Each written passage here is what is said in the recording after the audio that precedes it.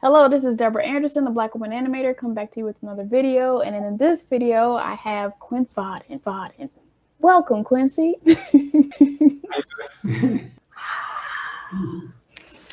So, give a little intro to who you are.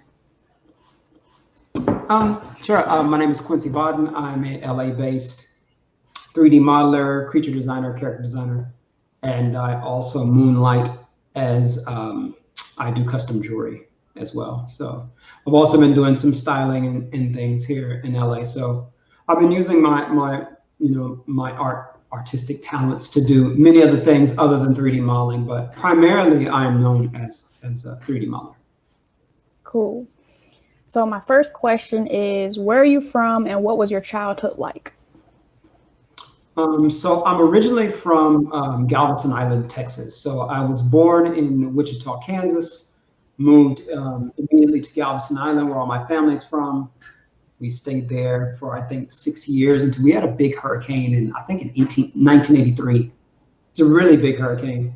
And so then we moved back to Wichita, where my grandparents were all jet mechanics. So I grew up in between the Midwest and Galveston Island, going back and forth for most of my life. And right out of high school, joined the Air Force, became an F-16 mechanic, went and fixed F-16 engines for 4 years, got out, went to art school. At the very end of art school, dropped out of art school at the very, very end. It's sad too, because it's like 3 semesters to go and I dropped out. I decided that I didn't want to be an illustrator anymore because I went for fine art illustration. I went to Academy of Art University in San Francisco, and I decided at the very end that I no longer wanted to be an illustrator, and that I wanted to do 3D. So that's kind of a pretty quick run through the life. But as far as my childhood, as you asked specifically, it was a very rural childhood, a lot of time alone. I was the only grandchild in the family for 14 years. Oh, wow. You were spoiled. I can't believe that I didn't grow up to be an asshole. Sorry, I mean to curse. I can't believe it. Okay, cool. Yeah, I'm super surprised I didn't grow up to be an asshole because I was the only grandchild in the family for 14 years. So like every single Christmas for 14 years, it was just me. But I also lived with all working women. So I spent a lot of time alone. Like my mom, she's a retired police officer, so she was in the police academy, so like when I was 7 years old, I would get myself up for school with my own alarm clock, fix my own breakfast, prepare my own clothes, lock up the house, go to the bus stop by myself, go to school by myself, and come home by myself. So it was a very latchkey kid. Yeah, no, it was interesting too, because I think having that much time to reflect as a child, that was back before, obviously this is the early 80s, so there was no PDAs. You watch cartoons when they came on. If they didn't come on, you just went and got you a book, and you played with toys or whatever. So all that time alone really allowed me to become self-aware early as a child, and kind of develop a little bit of like hypervigilance, because it was just me, and when there's no one there it is not like it was no one, they were working, Right.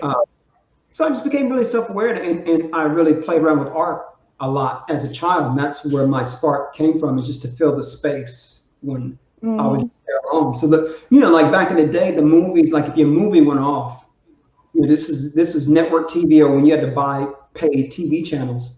It wasn't like you could just go find another movie. When the movie was off, the experience was over. You won't see the movie again for like 2 or 3 days till it comes on again. So, I would kind of want to relive that excitement and kind of keep that excitement going. So then I started going. So I would watch, some scary movies, some Friday the 13th, because I loved slasher movies even as a kid, and monster movies. And I want to keep that excitement going. So I started making my own stories and drawing my own characters. I try to replicate that for myself. So that's what being alone as a child a lot did for me, and that's what made me really interested in creating artwork. So that's kind of my origin story, I guess. So go more into what your furthermore into what your relationship was to art in your childhood, and what was your journey to working in animation now? Like I said, it just started out as kind of a hobby when I was a child. Like I couldn't. So my mom, one of the things, she worked at Kmart before she joined the police force. So she had a discount. So, and I was the only grandchild in the family, so I got a lot of toys, like a lot, like I've seen them out. You know, if I saw something on TV and I just said, "Hey, you know, we could go to the store, we could get that right now," because I was the only one. So I got really interested in the arts, and I think like fine crafts as a child. Even, you know, I could even pick up a toy and be like, "This is a quality toy." Because I've handled so much and owned so many of them, I could kind of understand what was good about them, you know, what was like magic about them. And so that would kind of heighten, I guess, it kind of refined my palette early for things that were fine. So ever since, even as a child, like I remember when, weird example, but I remember when Teenage Mutant Ninja Turtles, the cartoon, came out. And I remember the intro, the animation was awesome. And in the first episode, the animation was awesome. And then they did the bait and switch. And after the first, I think 2 or 3 episodes, they switched animation studios. And the animation was trash. It was like episode 4 was garbage, right? And I immediately hot potato Teenage Mutant Ninja Turtles like as an entity. I was like, you know, I can't watch that. It's just not good. You know, and I'm only like, I don't know, but I'm like 10 years old, you know, and I immediately was like, the quality of this cartoon, I never forgot that. And I was like, the quality, and I didn't learn until about 3 or 4 years ago when I was watching a documentary about Teenage Mutant Ninja Turtles, and they talked about that bait and switch. I didn't understand it back then. I was just like, something's not right about this cartoon. It's not what they said it would be. I didn't come here for this. I'm going to my math. I'm out. Yeah, I'm out here with this, man. I don't know what y'all doing over here. And so they did talk about the bait and switch. So it was a real thing. And even at a young age, I noticed that. So, you know, that kind of, you know, kind of primed me for wanting to do things that were really good and wanting everything that I did or produced to be excellent. Yeah. So I don't know if that answers your question. I don't know. So yeah, your mom. So apparently your mom was like really Christian, and she would let you watch scary movies, but not let you buy magazines. Did you ever figure out? Did you ever make sense of that?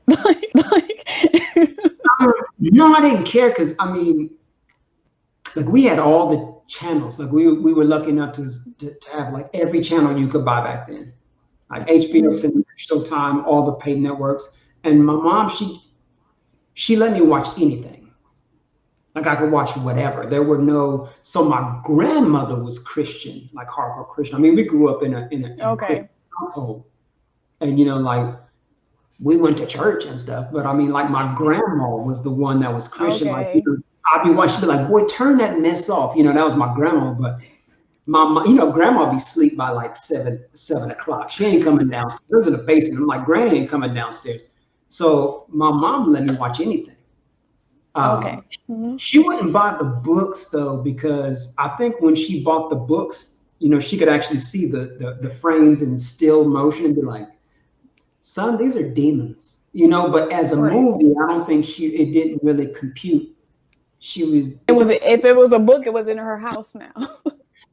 Yeah, no, yeah. Like I could buy the comic books, graphic novels, like all that, but like Fangoria magazine or anything with any kind of death iconography on it. Like I remember when because Guns N' Roses came out with this album called Appetite for Destruction, and that was back in the 5th grade when, like, you know, I listened to white and black music because I grew up obviously in black household, but I went to school in Kansas, white ass Kansas. So I got exposed to different kinds of music. So I remember I wanted that album, and they wouldn't buy the album for me because on the front cover it had some skulls on it. And in my mind, I was like, "But dude, I just watched Hellraiser." You know, Hellraiser, you know, you seen that movie with like skinning people from hell and Hellraiser. I don't do scary movies, so no, I have not seen that movie. I love scary movies, always have. But yeah, I'll be like, dude, I just watched Hellraiser. Like, I don't really get what the difference is, but I didn't care because she didn't question my television choices. Yeah. So I was like, you can go ahead, that, Mom. Yeah, we ain't getting that record. That's terrible. You know, and then I just watched the movie. So. Right. Yeah, even the first 3 episodes of Lovecraft Country, I was like, I gotta go to sleep now. I'm waiting for the binge. Scary movies are nothing to me. I think that's kind of also what got me interested. So, side note, which just kind of goes along with that question. I grew up with my mom. It was my mom, my grandmother, and my 2 aunts, and we're all from the all from the deep South. And my aunt was just like an odd duck, right? She was like the super light skinned one with the green eyes. Like we was in so we had a house and it was like on the border of the hood. Like when my grandma bought it in the 60s, it was a nice neighborhood, but like the hood had grown closer to it. You know what I mean? But my aunt Darlene, she was like super nerd. She was just one of the people that was born and she was just nothing like any of us at all, like nothing. You know, she was just an odd duck, but I loved her, right? And I remember going to her room because she always had the strangest stuff. Like she was a practicing pagan and she listened to all this weird synth, strange ass music in the 80s. And like her clothing was different. And like, you know, she fenced, you know, she just had weird sin. I used to, yeah, and it was, you know, she in the hood, she's like coming home with a fencing uniform on and shit. And it was cool.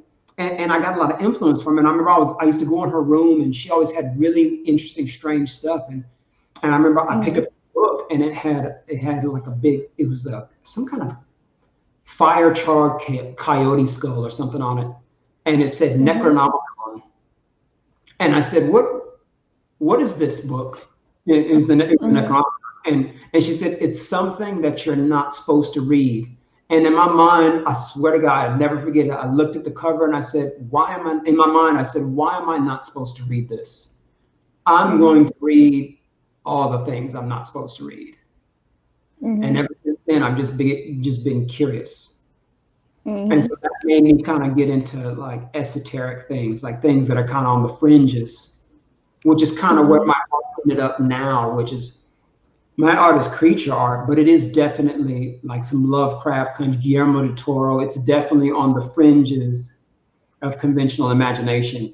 And it really comes from probably, you know, that meeting with her or that day when she said, you're not supposed to read.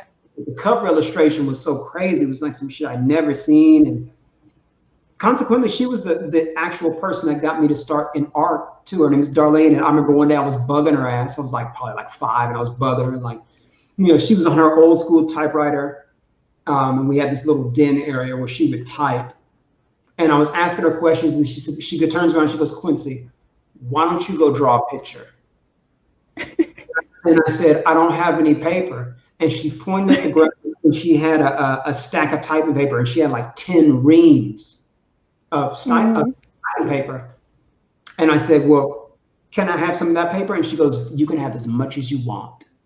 And so I went and I took like 2 inches off of this top. And I was like, is this good? And she was like, yeah, whatever, dude, it's good.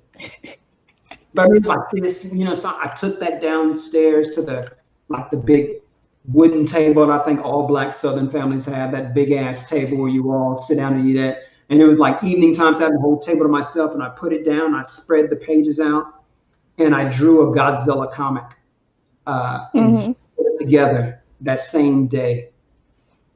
And I just never stopped. Nice. Yeah, so that's a lot of my artistic, you know, all the things that drove me as an artist, they all kind of came from just very few singular events that I still remember. And I'm like, that's still that same, all those events are still kind of like rippling throughout my life. So. Yeah. So, and you would like you would use water to make makeshift watercolors? Yeah, so in the Godzilla comic, like he was burning down the city, and I didn't do exactly Godzilla. I did my own version of Godzilla. I think he had more stuff on his back or something. And I think in my Godzilla, I think he shot laser beams or something from his mouth. It was like, all right, it was like Godzilla with the lasers. And so I did some frames with the buildings were burning. So to kind of mimic smoke, I took water and was kind of smeared it on the paper to do some kind of a watercolor wash. And I looked at the pigments of of the pen separating, from black to red to blue. It was fascinating. Mm-hmm. And so even at the very beginning, I was thinking about mediums, Yeah. like, and that was I think that was I think that was either the first or second. I think the first thing I actually drew was, I think I tried to draw Muhammad Ali actually. And then I drew the Godzilla comics. It was either the first or second thing that I'd ever done. But yeah, I was thinking about movies and stuff. So it was and then being alone as I was in childhood, I just got to be at home, and I thoroughly abused that stack of typing paper. I mean, it was merciless. So I had the time to really practice all the time by myself with like no interruptions, like zero, like nothing. I mean, I had to do my chores, but it was, it was already kind of pre-programmed that you had to do your chores. So like my mom and they didn't have to come and say, Quincy, did you do that thing we asked you to do? I would just go do it. So I didn't hear it when you came home because I didn't want to be interrupted. And then I had the entire basement, because it was like a big house and everybody stayed upstairs, and the basement used to be my uncle's, and then he moved out. So like I was probably like 8 years old, and I had like a whole floor to myself, and I would just be down there just kind of like zoning out. So it was dope. It was dope. So even like for your aunt, where came from, like her out and get you out, like did you feel that support from your family as you did art throughout your life? Strange enough, no, I didn't. Because it's really interesting. They were supportive as far as materials, but it was more something that they looked at as a hobby. You know what I mean? Like you might, people take their kid to soccer camp. You don't think he's going to be like FIFA level, you're not, you know what I'm saying? It's not like you're going to succeed in soccer, bro, but I'll support you. Like I'll cheer in the stands for. That's teach great. Your teamwork. Yeah, but after a while, after soccer season's over, can you put in some job applications? And that's kind of how it was, so they were supported, and I was good. And as I got older in junior high and high school, I won awards and things, and eventually went on to get some scholarships that I didn't take for art. But they weren't very supportive. I mean, even up until, to be honest, man, shout out mom, if you watch this, I love you, but I'm gonna air you out. She didn't really start taking my art seriously probably till about 9 years ago. To like when I started ZBrush, probably 3 years into ZBrush, I think she could actually then see it. She was like, oh shit, okay, you're like good, okay, and now she's my biggest cheerleader ever. But I remember when I was moving to California to go to art school, I was moving, and I was in Wichita, and I was like, Mom, I'm gonna move. I'm gonna take the plunge. Because back then AAU was like a top 5 art school. Like you had to be accepted. You couldn't. There was no open enrollment. And so I was moving there. I had $500. I had no furniture. I think I had like a big Rubbermaid plastic trunk with all my stuff in it. I was moving there with no job, and I was like, yeah, Mom, I'm gonna go get an art school. I hadn't even applied yet, mind you. I was just like, I'm gonna get in. Like that's just what it is. I'm gonna go couch surf on my friend's cousin's floor.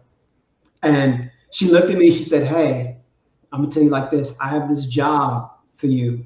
One of her cop friends, Bart, rest in peace, Bart, his dad owned a textile, like a company that made tiles.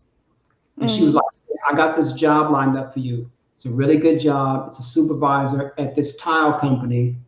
Stop doing that crazy art shit, dude. It's not gonna happen. Get this job and just live your life. And it was sad, but I had to tell her no. It's like I'm not gonna stay in Kansas. And this is post 9/11, so the airline industry is dead. Remember, I'm an airline mechanic, and Wichita, Kansas, is the aircraft capital of the world. And this is post 9/11, so there is no aircraft industry at all. It's gone. So I'm not gonna stay here and that's a respectable job making tiles, but that's just not why I'm here to do it. And so it was really sad because I basically had to lift that gift horse in the mouth, or just kind of slap it back at her and be like, no thanks. And And then when I moved out, and even in art school, she was kind of like, yeah, baby, your art is good, you know, but it wasn't really that.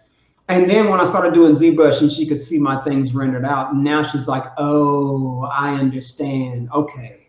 So that 2D to 3D part was the key. Yes, because I mean, like straight up, like I do a painting in fine art class, and it'd be a good, you know, like classical painting, you know, Caravaggio palette, you know, some white girl on a blanket or some shit. And people are like, that's great, but then, you know, they'd be like, can you paint Tupac? And I'd be like, yes, I can. I mean, and I think Tupac is a work of art himself, but I did Black Jesus. Like, it'd be always like Black Animals. And I like, those are great, don't get me wrong, but you can get those at the flea market for $10. Right. You know, I didn't go I didn't go to art school and pay, I mean, you know, an exorbitant amount of money for a fine art degree so that I could paint flea market Black Angels, Mom. I love you. But you can go cop those all day at the swap meet. So it was, you know, it was interesting finally getting like the transition for all of my my family and extended family, and because like my white and Asian friends, they know what I'm doing off the bat. Like, oh shit, dude, that's like Final Fantasy 14. Like they, you know, they already know. You know what I mean? But my Black friends would be like, dude, that's crazy. Man, you make some crazy stuff. You know, and that was it. But now as it's progressing and where people are understanding the technology more, and people know what you're talking about when you say I make 3D models. They're like, oh, okay, graphics. You know, at least they kind of know. They'll say some shit like graphics. And I'm like, yeah, bro, it's graphics. But now they're starting to understand more. But no, I didn't get a lot of support. So it was interesting, you know, because in like Black community, art to us really is like singing, dancing. Those are the expressive forms, like I feel like the acceptable, expressive, artistic forms in Black culture. Can you sing? Can you play an instrument? Are you a really good dancer? And those are amazing and super hard skills to have. But if it's outside of that realm, I don't think a lot of times, or if you're drawing Tupac or Black Angels or graffiti or something like that, you know, there are only certain forms of art that Black community will actually recognize as being like valid. Yeah. So now that that's changing, I feel like there's a validity to Black artists even within our own, you know, community that has never been there before, which is kind of interesting. Yeah. So can you explain what was the thing that made you quit illustration and go to 3D? Yeah. So it's funny because like on one side of the fence you have Tupac Black Angels, right, which is cool, and then on the other side of the fence, the fine art side, the fine art world has its own version of that. It's called Paint My Cat. You know what I'm saying? Like, I've been trying to get into the pet industry. Like once I learn how to sculpt, I'm gonna be making, like, send me a picture of your pet and I'll do it and then pay me some money. That's what I'm saying. So they have their own version of that. So like going into fine art, I'm thinking to myself, okay, because my favorite thing to paint and draw were just like Black nudes.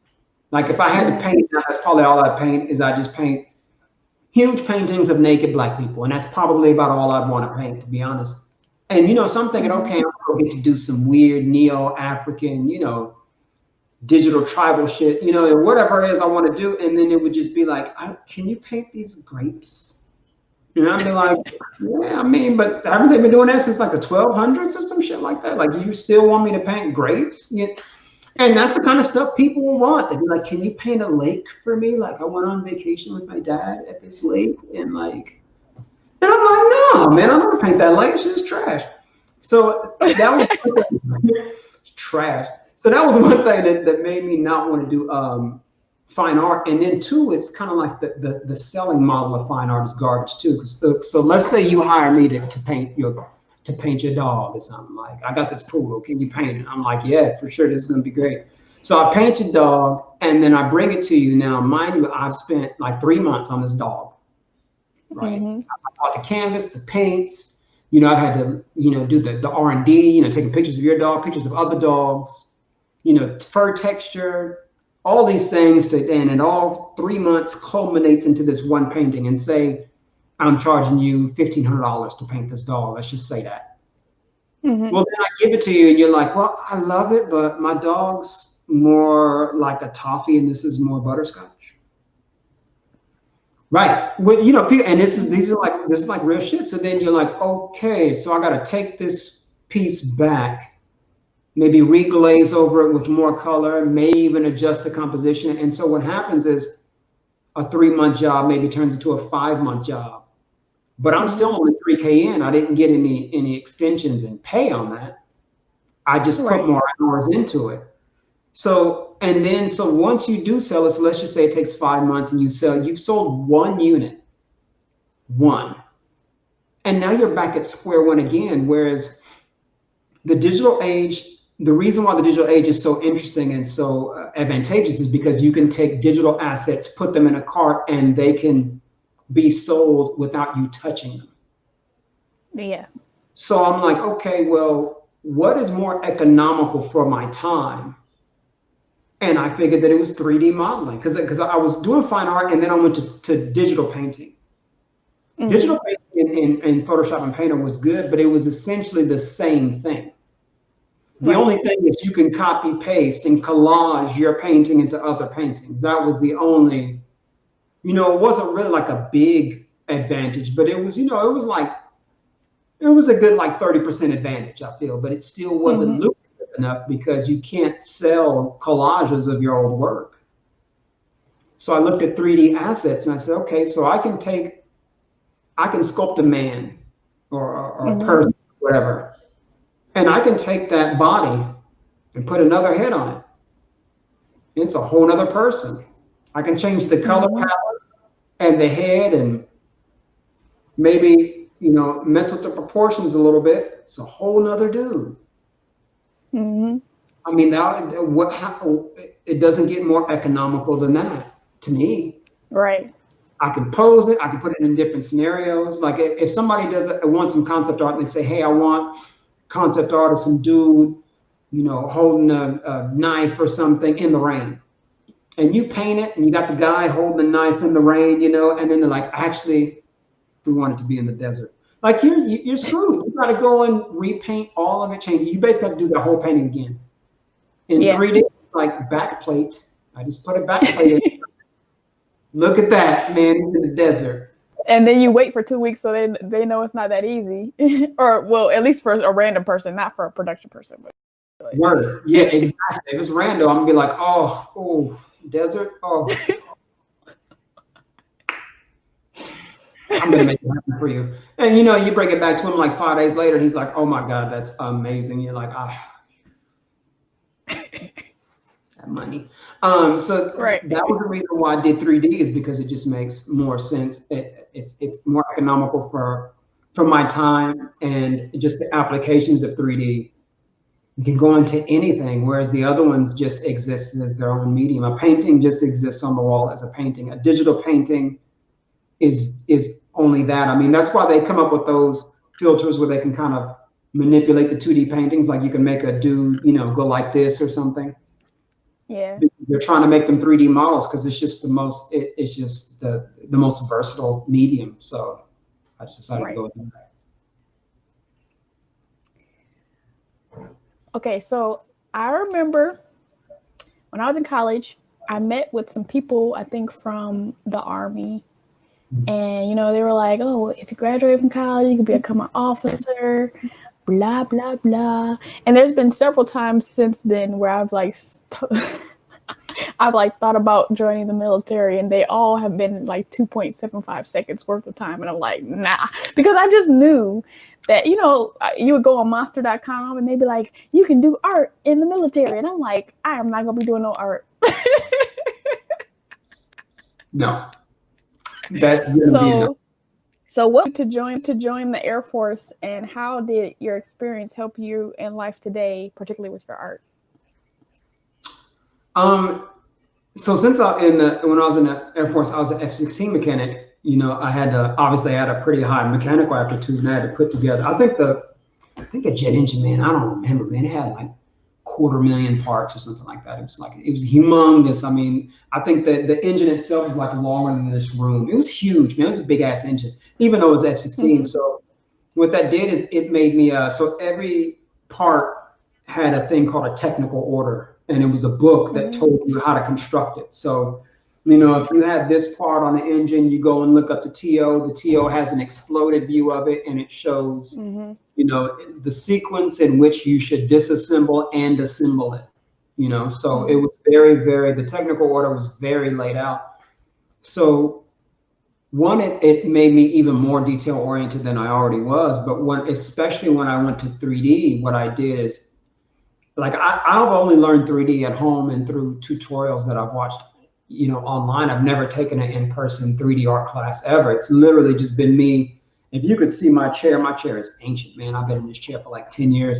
And what it did for me is it made me look at a 3D modeling program through the lens of a technical order.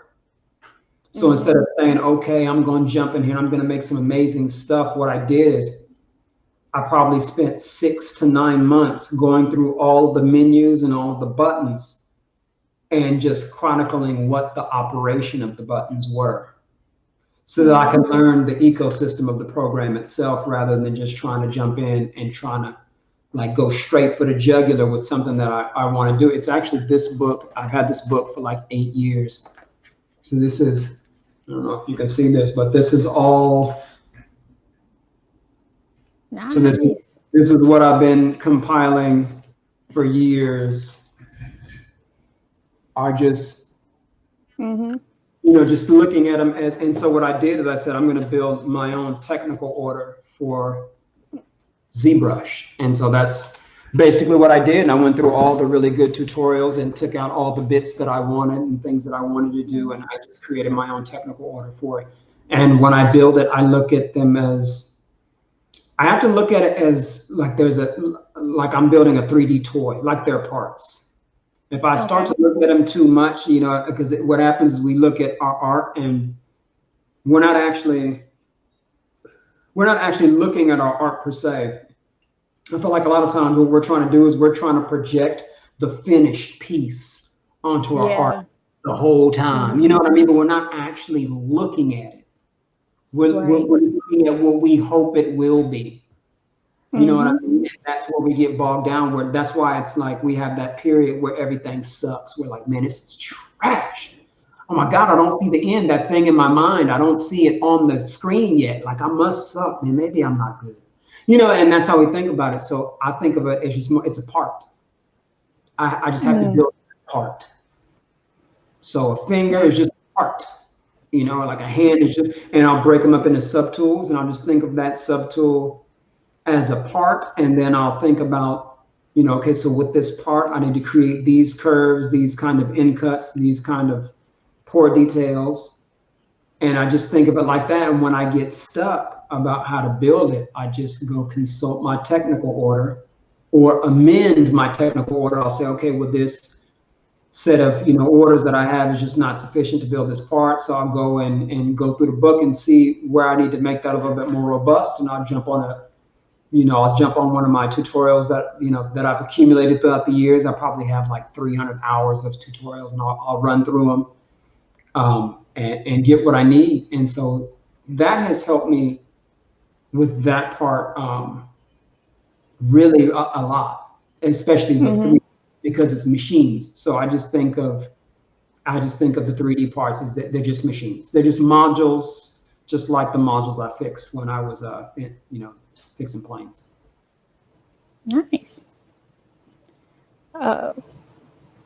Your concentrations in your career are fashion styling, entertainment concept art, and jewelry design. So what made you choose these particular areas to focus on out of everything?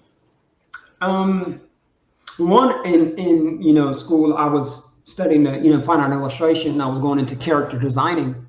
And I was like, well, if I'm designing characters, I should probably dress like one.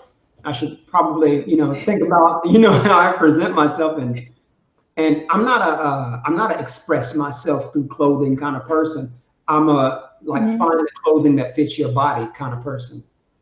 And I found my uniform, just like I think when you're trying to design a creature or a character or in an environment per se, you want to find that environment's personality and what are the things that are going to be in this environment. Okay, this is a temple and it's in a forest, but a forest where? Like South America? Is this in England? Is this a deep forest in Africa? Like you have to find the personality of that thing. So, I started to pursue my own personality through fashion, and that is, it's minimalism. It just kind of is what it is. I'm a pretty minimal person.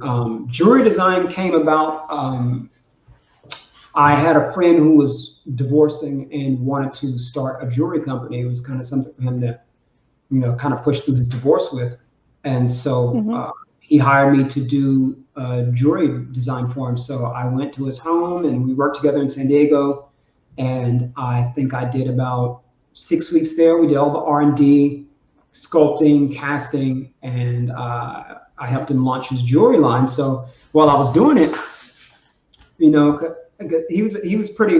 had some nice resources. So by the time I got there, he ordered a form printer. He had a jeweler friend that was already on deck. So what was interesting is like the infrastructure, he had it all set up. And so I dropped in, we went and got some books on Egypt because it was Egyptian themed. I sculpted this really cool scarab for him, and then several other pieces that, that I consulted him on. And then I noticed, well, the biggest part of this production is me. You can have everything set up, but if you don't have a sculptor, if you don't have someone who can 3D sculpt, you have nothing. Right. So I was like, wow, I'm kind of my own infrastructure, aren't I? So I finished that job, and it was a great job. He's a cool dude.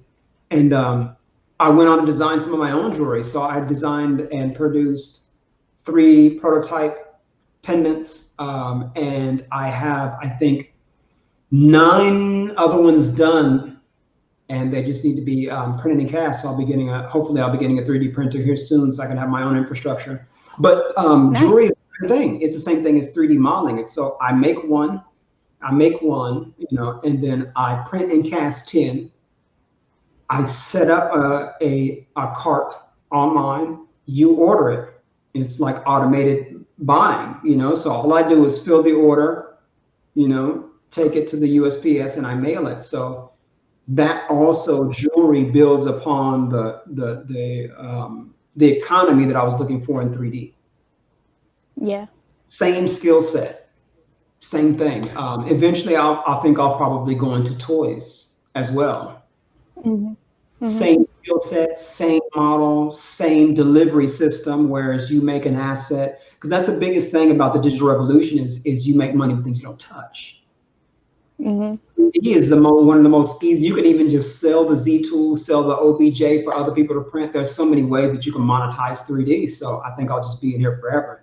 But that's why I did that. And then styling, I dress. I love runway clothes. So it's funny because I really have no art friends.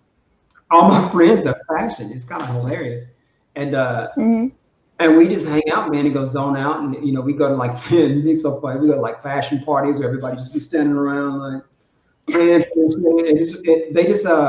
I feel like fashion people, they have more fun than artists. Like the old school, like weird, debauched artists that we used to be, like the Jean-Michels and the Andy Warhols. That's the fashion. And I like that energy because it's like it's immediate, and there's a lot of narcissism in it, which is fine. But I think as an artist, you kind of have to be a narcissist a little bit because you have to believe that like my version is better than yours. You have to, and I feel like as artists now, artists is so we're so I don't know, man, we're so placid and just like artists don't go anywhere no more. They're just at home and I think that makes for art that's a little bit inbred, and I think the art can become a little bit boring. And I like to go out You know, like I'm an introvert, don't get me wrong, but when I go out, I'm trying to turn up to the max. Like if we going out, like I'm trying to go out all weekend, bro. I ain't trying to sleep. And that's what my fashion is doing. You know, like we go out to like 6 o'clock in the morning and like have fun till 6 a.m.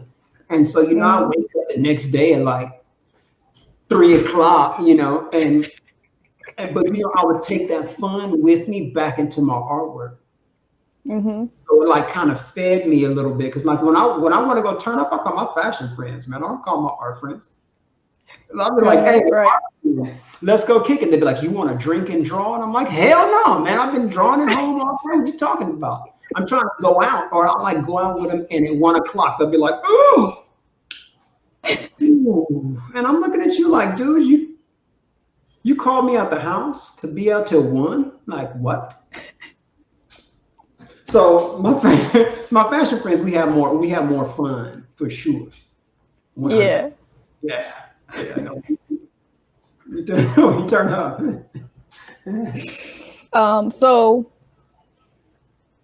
you already kind of described your fashion sense. What do you think inspires your style? Like just the minimalist thing, or?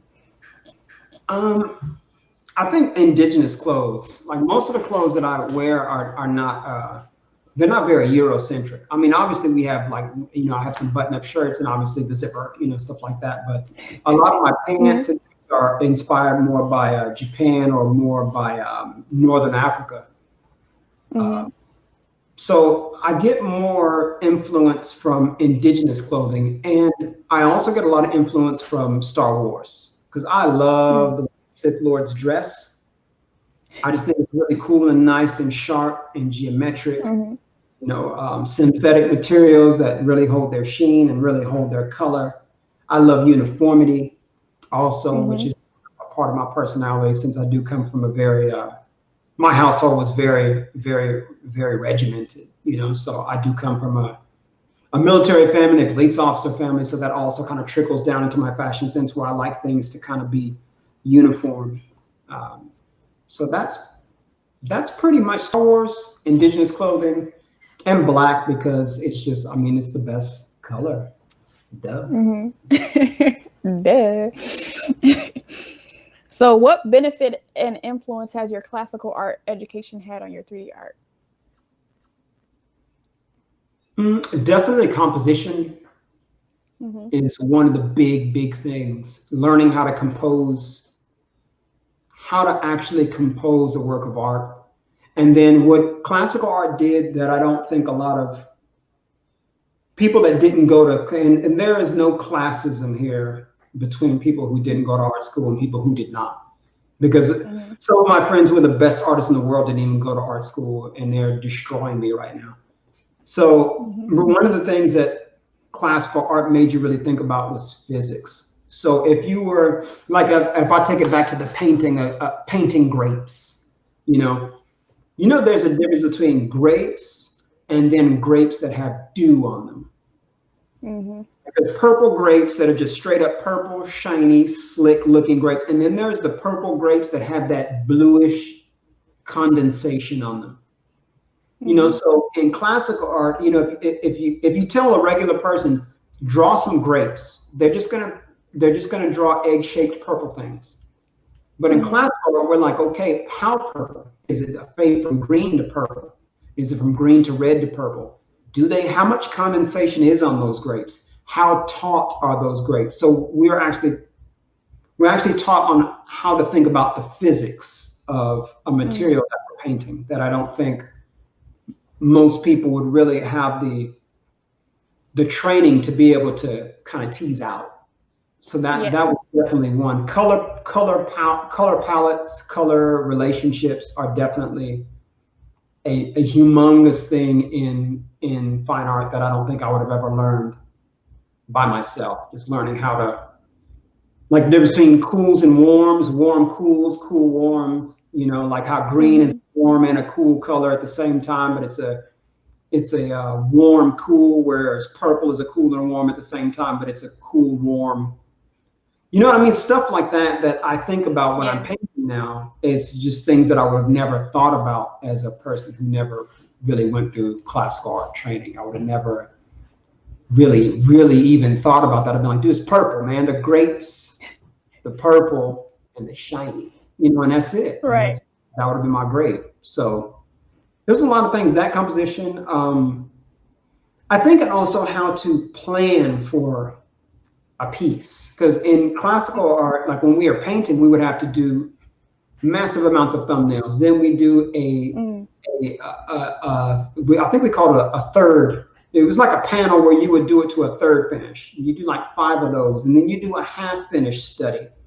You do 3 of those, and then you pick the best ones out of those, put it next to your painting, and use that as reference so that you have a place to plan from. Whereas I feel like digital artists are like, man, I'm going to make this mecha cyborg cop warrior from space. Go. And they think they're just going to jump on there and do it. And it doesn't happen like that. I mean, maybe some people can do it, and I'm sure some of them do it. I can't.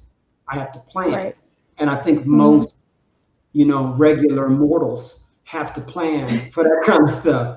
And it taught me that so that you don't go in and fail all the time and think that you suck. Yeah. I feel that skip. Do I have that question? Because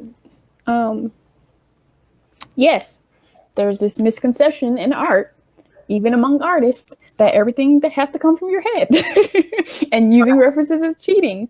So that kind of like, trash. Can you expound on that idea that artists have where, oh man, like if it doesn't come from my head, then it's not original, or it's not this, that, or the third. Like, what is your expound on people's misconceptions of not using reference?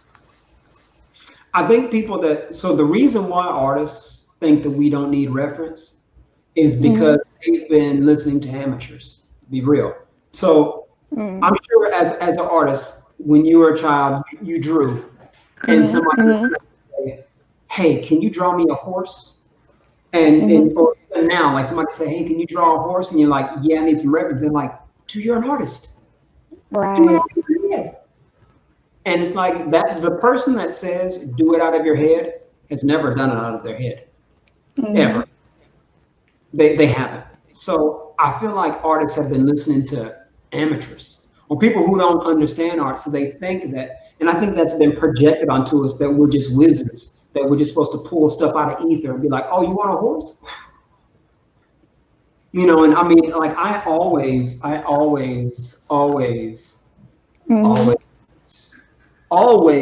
have reference. Everything I do, I mean, I don't think I would even feel right. I mean, and after a while, after years, I'm not there yet, I'm not even close, but there are people who can memorize, you can, build up a muscle and do it, but doing stuff without reference is stupid. I'm just gonna be honest, because it's like, why? Yeah. Why? If somebody said, hey, I don't know, build a chair, like you gonna go chop the tree down? I mean, you know what I mean? Just go to Home Depot, bro. Get the wood already cut up, like use some reference, dude. Like what you doing? You know what I mean? Like you gonna go chop the tree down and be looking at the tree and like how am I gonna do this? You know what I mean? Like they have kits and tools and protocols. Yeah. Like that's stupid. So people that think that they have to pull it out of people that think that they have to make stuff out of their mind for art are the same people that think you have to be on drugs to create weird stuff. You know what I mean? Like there are these weird, like you got to have some emotional problems to be an artist. Like you're not an artist unless you crazy. And it's like, dude, I'm not crazy at all. Like I'm an artist, but I don't need that energy in my life at all. Right. So amateur talk, man. That's like, those are people that don't draw. Those are people that don't draw. Don't listen to them. Yeah. I watched a comedian / YouTuber and his wife, like it's so interesting to listen to his wife talk about how she's not creative, but him as a comedian and a like social media person, and then their photographer who does all their camera stuff for their podcast. Like two creative people are like constantly trying to tell her like, you're creative though, but she's like, oh, but I'm not natural at it. And it's like people don't realize we're not natural at it either. There's some savants, but like we trained to be artists. Word. We just kept drawing, or we just kept doing whatever. Word. We're not Rain Man. I mean, they do have some Rain Man out there that just somehow just picked up a pencil and, like you seen the autistic black dude. I don't know if he's from Europe or not, but he took a helicopter ride in London and drew it. Like that dude's on another level. Like that's a dude that you can tell do it out of your head, but he still has to see it. Yeah. Still has to see it. But that's a dude where you could say, hey, can you draw the Eiffel Tower? And he could probably say, oh, I remember that. Let me pull that from the ether and draw that for you. But most people, no, it's never gonna happen, ever. Right. So how did you become a Wacom Pro artist? I was at ECC, which is the Emerald Comic-Con convention. It's like a comic convention in Seattle when I lived there, and I went there and I just kind of wanted to start a relationship with them because at the time I think I had a Cintiq 21 UX and it was getting ancient, man. I mean, like the screen res it was like a fucking Game Boy or something. It was bad. Like that joint was bad. Like when I rendered something and put it on a different screen, it'd be like a different color, and so it was bad. So I just said, you know what, man, when I go to the comic convention and see them, I'm just gonna walk up and approach them. And I approached her name was Amber Ghost. She was super cool. I don't believe she's there anymore, but she was super nice. And I said, hi, my name is Quincy. I'm a Seattle-based artist. And I'm a 3D modeler, and I wanted to know if you had a little bit of time. I would really love to show you my portfolio, and perhaps we could have some kind of relationship. And that was it. And she said, yeah, just hold on for a second. And we talked for a minute, and she looked at my portfolio and she liked it. And then she asked me if I wanted to do a demo at the Comic-Con. I said, oh yeah, sure. And she goes, well, would you like to do it right now? And I was like, right now? And she said, yeah. So I went home and went and got my file. And luckily I was working on this. It was like an insectoid woman with like this kind of insectoid spacesuit thing on. And so I demoed for them, and it was really cool. It was a really great experience. And they were really just cool people. Like I didn't really, and I didn't approach them. Like, I mean, obviously, I knew what the relationship would eventually culminate to. But it wasn't a thing where I want something right now, because to me that's just unreasonable. Right. Hey, stranger, I know you got all the stuff, and I just need one. So give me that one. So you really do it like that. But that's how people do it, though. It's terrible. Trash. Like, because you know what? So when I was there, when I was waiting to talk to her, there was a dude that was trying to do that before me. And he was trying to do exactly what I was doing, but man, it was so bad. I mean, oh man, you could tell he was trying to get a tablet like right now, like today. He was like, yeah, I draw comics, and like I'm an illustrator, writer, like he was doing like all that. And so he was talking, because it was me and then him and then Amber, so I'm kind of waiting behind this guy, and he was going on and on. So I was about to leave, and she reached over him and she was like, don't leave. I want to talk to you. Just stay there. And I was like, okay. And then when he left, she was like, oh my God, because he was trying to get it like today. And so, I worked with them then. And then when they came back to ECC again, and I worked with them again, it was really good. And I got to know him, Tom Feston, who's he does all the conventions. And so over the years, I just kept going to their conventions and doing demos, and I just got to know them. And now it's kind of like we're kind of just friends that happen to have a symbiotic relationship, because I don't look at them as, they sponsor me, but I don't look at them as any kind of employer. They're just my friends, and then they've been doing a really, really good job of supporting minorities, especially this last like year. It's been really good. I mean, and so they were very, Elizabeth Garcia is the head of social media marketing there, and me and her are just really good friends. And I've just been working with them and doing the demos. I got to do Lightbox with them. I got to do it, and they gave me my own room at Lightbox, which is amazing, because I mean, I don't work in the industry at all. I'm a professional hobbyist. Like I think I'm one of the few artists that is at a professional level that does not do this for money.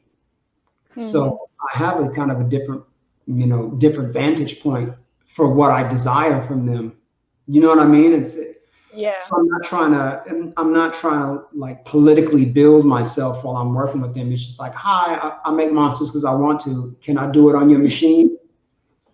You know, and they're just kind of Yeah. like, yes. So so yeah, I did Lightbox with them, Adobe Max, I did SIGGRAPH with them. I was supposed to do GDC, but you know, obviously the coronavirus stopped GDC in San Francisco, so I was going to do GDC with them this year, and they just been really cool to work with. And they get, you know, sent me a Cintiq, the 32, this humongous ass thing. I love this thing. So, but yeah, but that's it. I just walked up to them and was genuine, and I had something that I could actually truly offer them.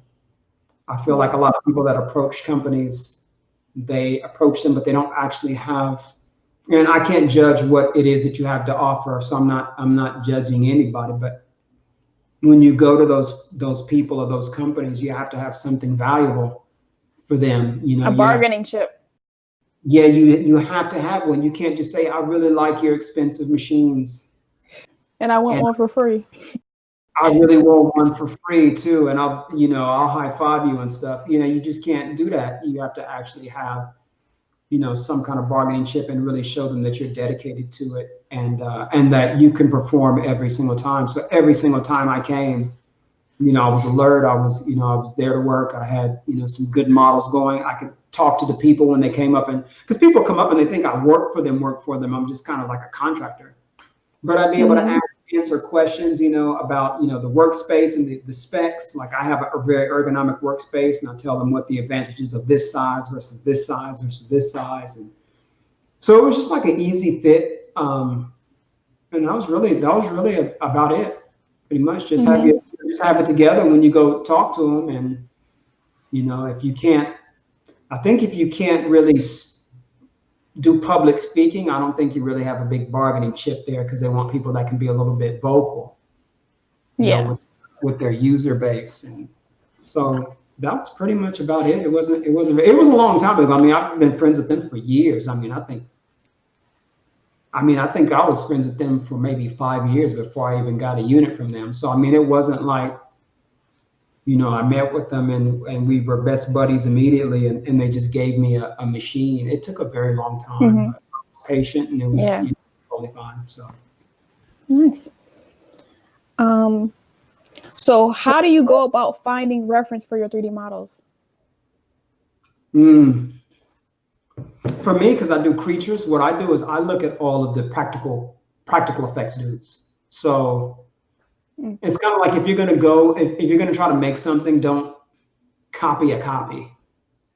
So I either go to classical sculpture, which I usually don't. I usually go straight to practical effects. So I go to websites like monsterlegacy.com, which is a compendium of all of the greatest monster movies ever made. And what it does is it shows you all the behind the scenes pictures of the sculptures, unpainted, painted, you know. So I basically have been compiling, I think for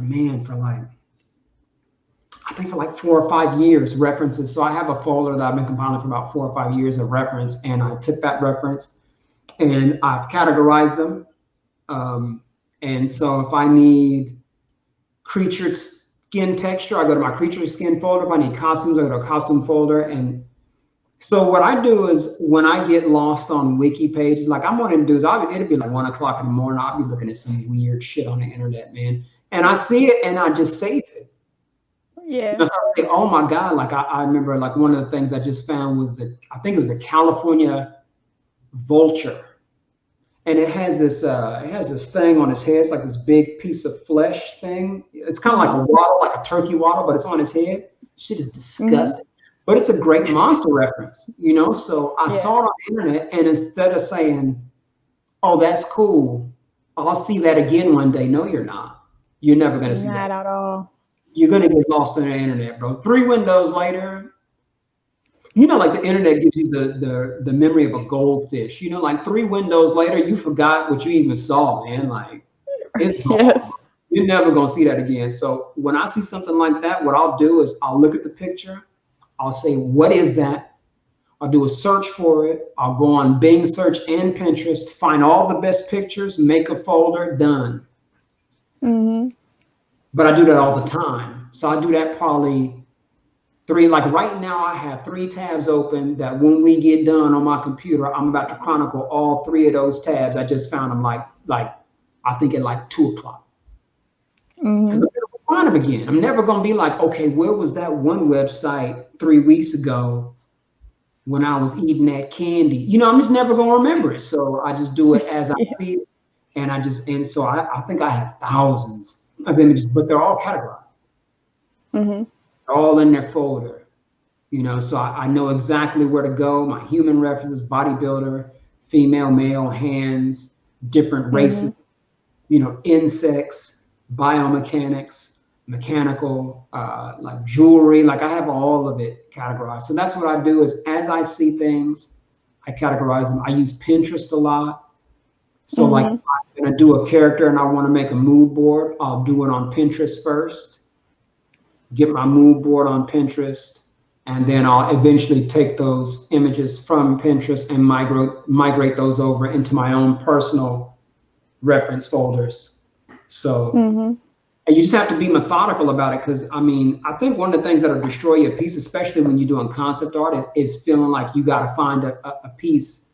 You got to find the reference right now. So it's like, okay, I'm gonna do a guy that has alligator skin or something, you know, and then you have to go right now and find the alligator skin. And what's going to happen is you're going to become impatient because you're trying to go ahead and get this shit started before you get sleepy or whatever it is that you do.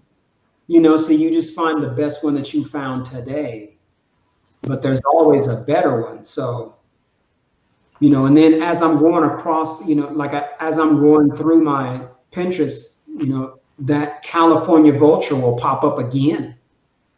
And I'm like, oh, that's the vulture. Let me add that to the folder that I already have, because now I remember it. Yeah. So it's about having them ready. Like my fine art, my fine art instructors, they would show me, because you know they were doing paintings. They brought in their photo album one time, and it was a photo album. And I mean, he had a bag of them. You remember them old school photo albums that had the book cover? You know what I'm talking about? Yeah. The leather. You know what I'm talking about? Like everybody's old ass auntie would be like, "You remember this, baby, when you was 7?" And you'd be like, "Yeah, auntie, I remember that." So he had a whole bag of those, and he pulled them out, and they were photos from like 30 years ago. He still uses them. So he'll say, you know, if I need a guy in 1950s costume, I got a whole photo album. So I remember looking at those. His name is Craig Nelson. He was one of my instructors at AAU. And I remember looking at that, and I remember saying, I need to have those for myself digitally. And so that's what I did, is I just, and I took that with me when I left fine art. I brought that over, and I said, I need to have that digitally. So I created the same exact thing. So all of this stuff is just me watching other people who are better than me and who have more experience than me, and just basically just imitating them, you know, because you know, they've laid the foundation for their success, and I've seen it play out, you know. So I'm like, okay, you did it. You're an accomplished painter. I can see the references in your painting. It's obvious that you have great references. All the hands are correct. The folds are correct. Maybe I should do that when I'm making creatures, instead of just trying to put like an eyeball right here and don't even know what the hell an eyeball look like. And you're just like, what is that, a pimple? Or is that a boil? And you're like, no, that's an eye. And it's like, okay, you didn't look at an eye when you made that, did you? Right. You know, to avoid that, I just kind of, you know, I just let them lead, you know, by example. So basically you stay ready, so you don't got to get ready. No, for real. No, for real. That's what it really is, especially in 3D. Seriously, you have to always be ready, and that comes from building up your reference library. You know, I mean, you can't see, but I mean, I have tons of books and statues, and I don't think you can really see it. Maybe if I turn like I always have, you know, my statues and references. They're always at the ready. So each one of those toys is a specific reference for a project that I want to work on. So I might be out and I'll be like, oh my God, the forms on that toy would look great on this particular project that and second of all, with references, when I think of things that I'm going to do, I arrange reference folders for projects that I haven't even started yet. So I have one, I want to do an insectoid creature. It's just called a hive bug, like a bug that's a part of a hive. I already have a hive bug folder. I've been compiling it for like 3 months. Nice. So when I want to do it, I just have to go to the folder, open it up. My references are already there. I just do my sketches and then just jump right on the 3D. So it's like I'm already ready for things that I know that I'm going to want to do. I'm already ready for those. I do that on a little level. I have a bunch of folders where there's projects that I want to do at some point, and so I don't go deep dive into it, but I do be like, okay, I have like an idea for like once I learn how to sculpt, like sculpting people like from Detroit, and so I'm like, oh, this person's from Detroit, Courtney B. Vance, Stevie Wonder, blah, blah, blah. So I just be like, let me find one image so I can remember who from Detroit, and then once I decide to do Stevie Wonder, I could go find a bunch of Stevie Wonder pictures. Right. Yeah, that's the way. Just be ready, so you don't have to, hurry up and try to get your references together and buy books on Amazon. I just buy, I buy them as I see them. I just got this. I think they got this yesterday. Darksiders Genesis, the game. It just has really, really, really good designs, and I'm looking at them. I'm like, I know I'll use these design references in the future because they're so good. So I just want to have it just kind of at the ready, so I don't have to, scramble and try to like find something, because it can kind of mess the flow up. Yeah. So as a self-taught modeler, how did you structure your learning? I know you kind of went into the program, but like learning how to sculpt. I mean, some of it came from classical art education, because I was able, if you learn how to shade a sphere in charcoal, what you're doing is sculpting, and you're just drawing with light and shadow. So some of that stuff kind of kind of migrated over from classical art. But I think one of the biggest things for me with 3D modeling is just having to be patient. Like I have a strange amount of patience. I think again that comes from spending a lot of time alone as a child. Where like if you wanted something as a child, no one was going to be there to give it to you for like 7 hours. You know what I mean? It just becomes kind of baked into your mentality where it's like, okay, well, I want that macaroni and cheese. Mom ain't gonna be home till 8 to make it for me. I'm just gonna eat this peanut butter and jelly sandwich.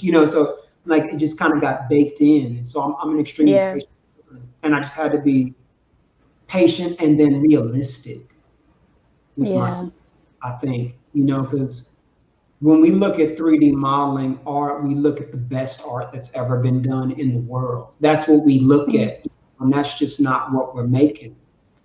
Especially as a beginner. And so you look at it and you're like, oh my God, how long is it going to take? It's going to take years. I mean, if you were training to be a track and field star, it would take years. People train for the Olympics for 15 years of their life. This is not going to be, it's not going to be any different. So, the patience part was definitely a part of learning, because with patience, you were actually able to like believe in your process, because if you don't have patience, you doubt the process the whole time. You're like, I should be able to get something good today, and then you don't. And you're like, man, I suck so bad today.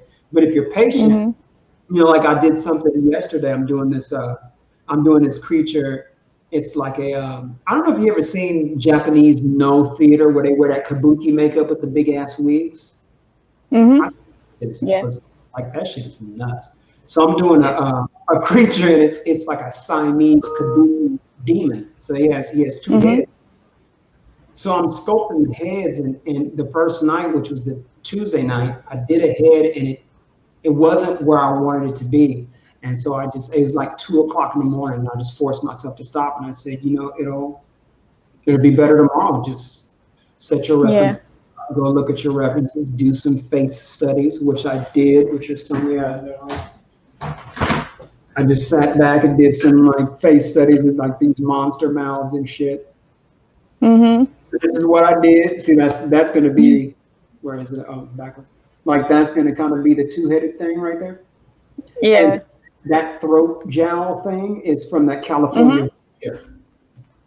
Nice. So that's where I got the reference for the vulture from, because it's going to be two heads, and then when they scream, their throat is gonna expand like a frog's, and that's where they get their air to scream.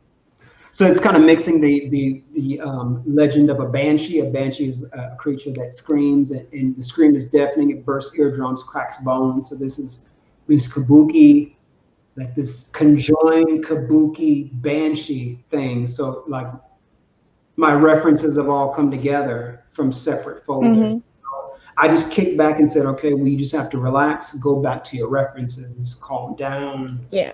It'll be better. And yesterday it was better, and it was totally fine by like, I think like 1:00 p.m. I got it to where I wanted it to be. So the patience gave me runway to learn, instead of just being angry with myself and beating my head up against the wall. Like, man, you gotta get it like today. There's no, I mean, nobody's checking for you, man. Like, ain't nobody checking. Don't nobody know about this project.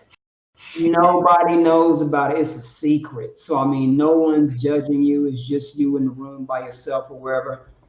So that really helps me. And you're just thinking about it, like being realistic with your project sizes. You know, I think, you know, I'm preaching to the choir. I mean, you know, I should be talking to myself, because I have really ambitious projects, and it's taken me a long time for my skill level to catch up with my ambition. Right. But I'm not working for anybody. You know, if I'm working for somebody in a company, you got to kind of check that at the door, because they don't have time for that shit. You know what I mean? But for me, just working for myself, I can do that. And, you know, but just being realistic with what it is that you can do, I think, is also a big thing that will help anybody in 3D modeling. And take notes, because you're not going to remember that. Like, find somewhere to organize the notes or something, because you're never going to remember it. I mean, there's probably like 3,000 things you can execute in ZBrush. You're not going to remember it. It's not going to happen. It's not, unless you're Rain Man. Yes.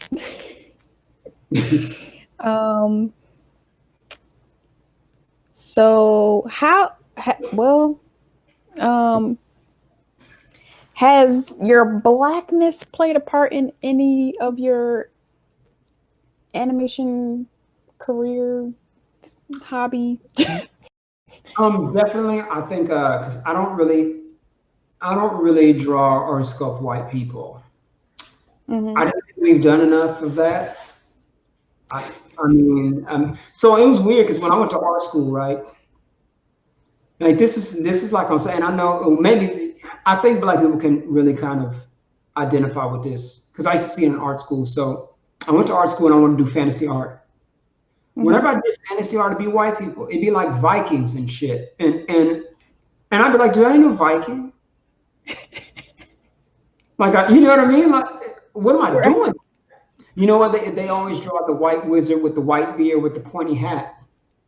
And so I remember in my first few years of art school doing just that. And, you know, it really kind of made me sad, man, because I remember this specifically. Like, I'd be trying to think of fantasy characters in my head, and it would sometimes be hard to even change them into Black people, even in my mind, because that's just not what we were shown. You know what I mean? Anything that had to be anything to do with, you know, being grandois or fantasy or anything was always white people. So I decided to not do any white people.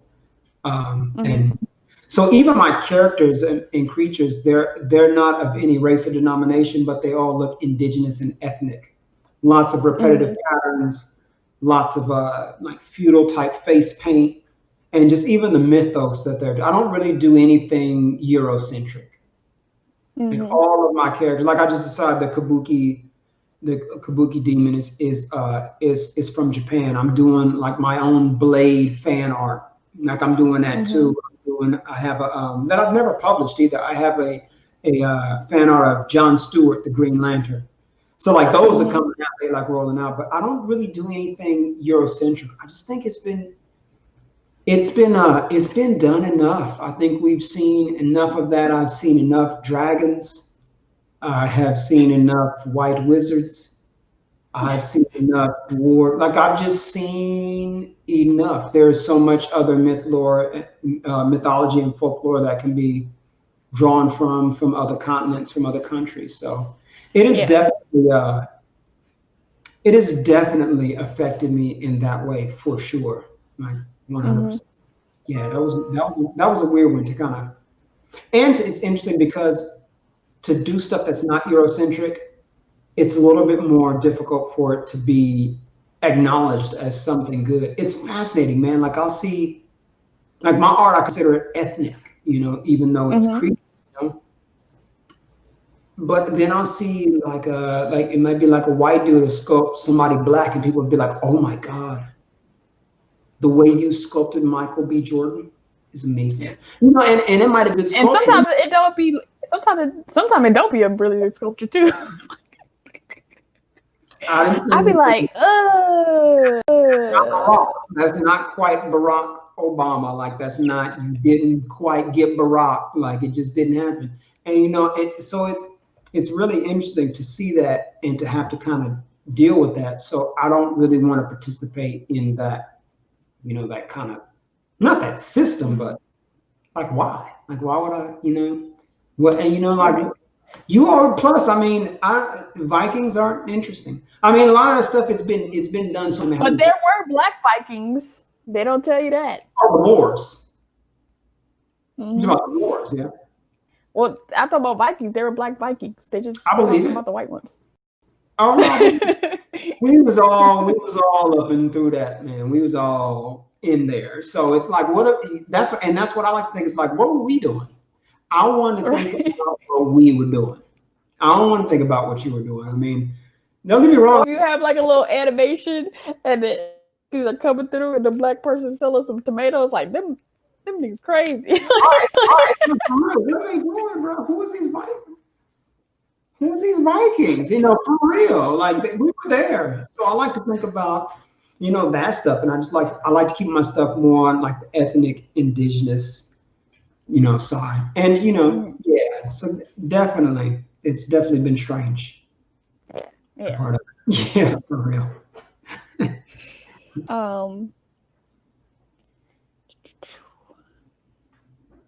What do you hope Black artists do in this current landscape of access to information and free tools? As artists? Yeah, what do you hope that they take advantage of? Like, particularly, back in the day, it was just like pencils and whatever. But now you can do anything. Yeah, I think. I think it's like a. I think Blacks should take advantage of, obviously, of the free 3D tools for sure. But I think what we as Blacks, because we have so much access. So back in the day, like even when I was growing up in like the 80s, I think my family was one of the few families I even knew, any of Black or white, that actually had a home computer. Like there's just things that are not available. You know what I mean? But now you have a computer in your pocket. I think what we first have to do as people is we have to start recognizing other forms of art as being viable. Yeah. You know what I'm saying? I mean, don't get me wrong. Music is part of our DNA. Like that, music is us. I mean, I think that just lives in us. It's a beautiful thing. But not everybody's musical. Like I'm not jumping on the track. Like it's just not happening. I'm not on the track, bro. I'm not a basketball player. And that's art with your body. It's beautiful, like dancing. Another art with your body. I mean, those are beautiful things, and I think that those are things that we do the best of on Earth. Period. I mean, there are many things that I feel that we do the best.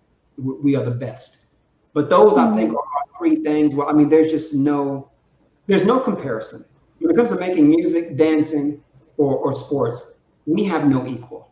I mean, that's just what it is. I don't care where you're from or what ethnicity. I mean, you can't argue it. Show me. You can't. There's nothing you can say. But there are other forms of art that we can do that are also, really, really valuable. And I think we first have to kind of start valuing that, first off. And then, yeah, we really need to start taking advantage of all these free tools. Like ZBrush has a free version, ZBrush Core Mini. Blender's free. And I think we just have to kind of make space for ourselves to kind of, and I mean, I don't like to use shit like, we need to make space so that I know that it sound all dumb, corny. You sound like an SNL sketch. But you know, they'd be like, make space for yourself so that you can expand. I don't want to be all, you know, like, and I do have my big crystal here. I don't want to break out my crystal and be like, we need to make space for ourselves spiritually, mentally. But seriously, we do need to do some of that so that we can recognize that we have so many more other talents. I mean, look at, like, you put us in NASCAR. We cooked that. We cooked NASCAR. Like, bro. It's over. Like, we cooked that up, dude. You done. You put us in hockey, we cooked that. You put us in golf, man, we cooked that. Like, it's over, bro. I mean, anything you really can. So I think we really have to kind of start looking at that and saying, man, you know, I could cook in 3D modeling. Because, like, one of the things, like, RIP ancestor Chadwick Boseman, he's an ancestor now. I don't even consider him a dead actor. I feel like he's an ancestor now. But, like, there were not a lot of Black designers on Black Panther. We got that soundtrack. You know, I know a young Black artist, I forgot his name. I think his name is Nicholas or something. He got the cover of the CD, which was dope. So they gave us all, now, obviously we got the acting, which was obviously the biggest part, don't get me wrong. But they gave us the acting, which is great, fantastic. They gave us the music. But where was the Black costume designers? Like any Black concept artists? I mean, there were a few, don't get me wrong. There were a few that worked on it.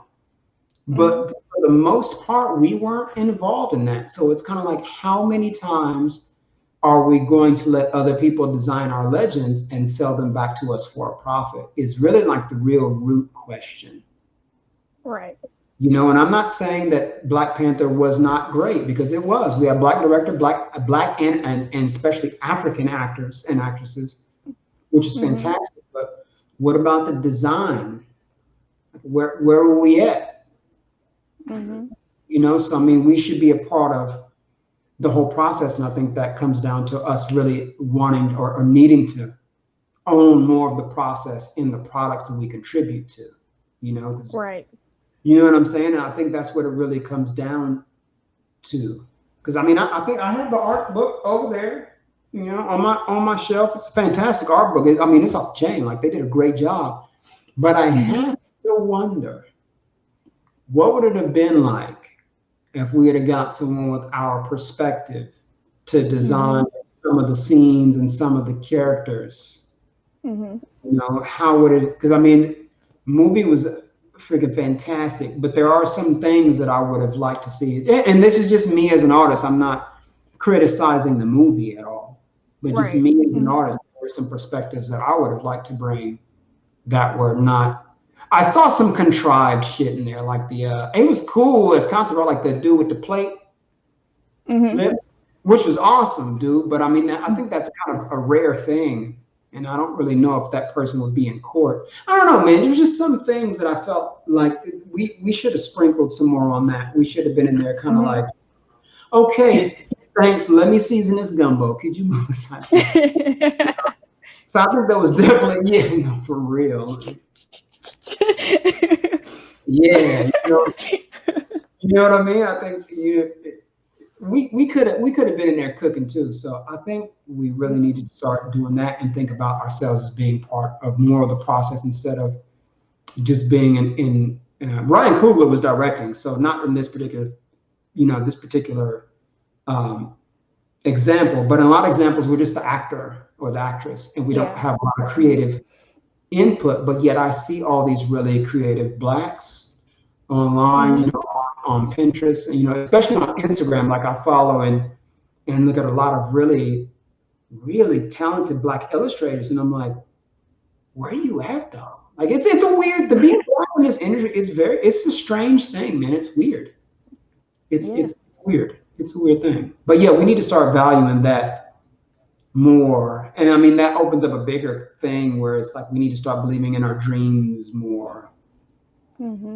it's easy to say when, you know, but you know, if some people don't have the bandwidth or the emotional bandwidth to believe in their dreams, and I understand that, but you have to kind of scratch it out, man. You got to kind of make that happen, but we have to kind of dream more, and we have to kind of get a little bit more out of our comfort zones and experiment, go to those places that we don't really want to go to sometimes, just to kind of learn, you know, what other people do, so we can take those tools back. Because I mean, I mean that's what everybody else do. That's, no, for real.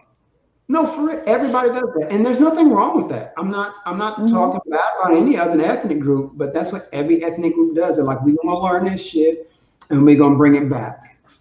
And I feel like we go and learn it, and then as Blacks, a lot of times when we come back, we're like a little bit ostracized, where people are like, bro, I don't know what you're doing. Or we go learn it and then try to join them. Right, which is not going to really work. You know, it's going to work to an extent, you know, but it's not going to fully. I mean, case in point, like I'm at a professional level, but like to this day, I've never had an interview for a professional art job ever, like never. And it's just kind of like, dude, I mean, I'm not the best artist in the world. I'm not even among the best, but I am one of the better, like for sure. You know, and I am definitely one of the better creature modelers out here. And like, I can't even get people on the phone. So it's kind of, so it's like, what incentive do I have to want to join your team on one side? But then like, I do want to eat, you know, and I do want to learn these tools so that I can take it back to people like myself too, just like you're doing. But when I do it, it's kind of looked at it, you know, it's weird when we do that, it's looked at as cultish, or why is it always got to be Black? And it's like, well, why does it always have to be Latino? Like, I don't question that, because that's what you know, you overdo it. Right, do it for the hood. Like, I feel that, like, do it for whoever you need to do it for. But when we do it, it's weird, man. And I feel like as Black artists, I feel like there are bastions of like white Asianness. I'm gonna say white Asianness, and because I feel like the gaming entertainment industry is a very white Asian homogenized industry, you know. And I feel like they look at it as like one of the last creative bastions where we can't let them come in. They took golf, like they took NASCAR, like, you know what I mean. I feel like this is one of the things where they're very resistant to letting us in. It's a very strange thing, you know. I definitely feel that, where I'll apply to a company and then I'll get a rejection, and then I'll go, and every time I get a rejection, I'll go and look at their roster. Like, okay, I got rejected, that's cool.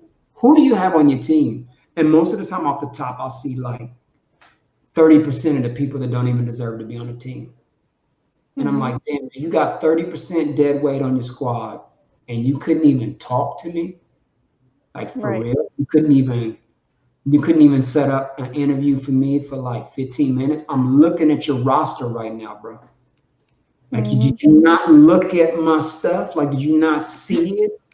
Like, you know what I mean? Did you not open the zip file, or did you just say no?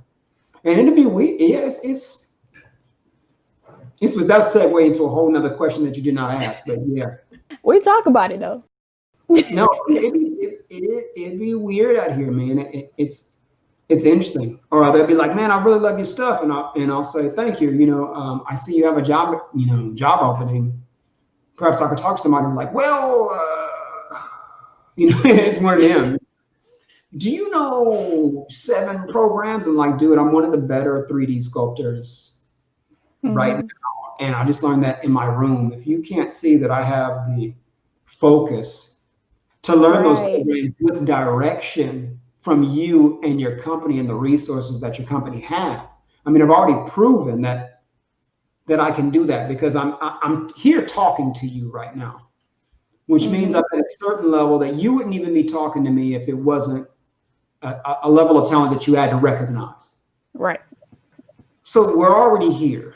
Obviously, if I did this by myself, if I had your your resources and, you know, the guidance from the peers that I would have at that company. Can you imagine what I can do? Just use your imagination and just project that out a little bit, you know? It's amazing how much imagination that like animation studios can't use people.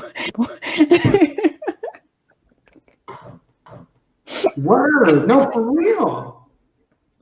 Yeah, dude. So I had like a mock interview, like a portfolio review at CTN. It was for Blue Sky Studios, and I don't really do that kind of sculpture, but and the lady was like, well, I don't know if you could do the things that we do, and I was like, ma'am, I mean, forms are forms. I mean, it's just it's sculpture. I mean, I think I could understand how to build those, you know. And I didn't mean it to be sarcastic, but I think it was so straightforward that she kind of looked at me and kind of, I could see like a flicker in her mind where she's like, he's right, but then she kind of went, yeah, no, thank you. You know, it's like, all right, thanks for looking. But yeah, they don't have a lot of imagination, which I think it's bizarre. It's weird. I expect more, you know. I do. I expect more from them, and I expect them to have more of an understanding of what it is that I'm trying to do as an artist and what I can do for your company, you know. And yes, this shit is it's weird, which is why I kind of went into jewelry, because jewelry, it's a really high price point, really high markup. There's like no black jewelers. There's like no black, like fantasy jewelry. And that jewelry industry, like I haven't even produced it, and I have sales. Like I have, because I did some prototypes, and like on my Instagram, I showed some of the. I haven't shown them because I did have them cast in silver. They're in my room, in the other room. But I actually cast the prototypes in solid silver. Like they're pretty dope. Like they look pretty good. I have people that are like, dude, when you make those, call me. It's bought. And I was like, yeah, I'll give you a discount. They was like, no discount, bro. I don't want no discount. I'm buying them full price. Whereas like, and that's my first batch, but I'm doing creatures that are on par with the creatures in major game studios. And they're like, well, I don't know. Do you know Python, Maya? Do you know Blankety? And I'm like, dude, I'm not going to you have a whole other department for that. Like I'm here for the concept. So it's weird, man. It's a strange thing. It is. Yeah. I'm sure you've experienced it. In multiple ways. It's annoying. So how can people follow you and get in touch with you? So on Instagram, you can either look me up Quincy Vadan, or for my art Instagram, because I have several. I have one for art and then two for fashion. But for the art one, it's champagne_corpse. So it's just at champagne_corpse. And then ArtStation is also artstation.com/champagnecorpse. So all my, just in case people want to follow the fashion, what's that? The fashion one is it's Morpheus in the Trap. All spaces. My fashion friends call me Morpheus. They'd be like, "Yo, Morpheus." So it's just kind of like a running joke. And then obviously Travis Scott, Birds in the Trap, Sing McKnight.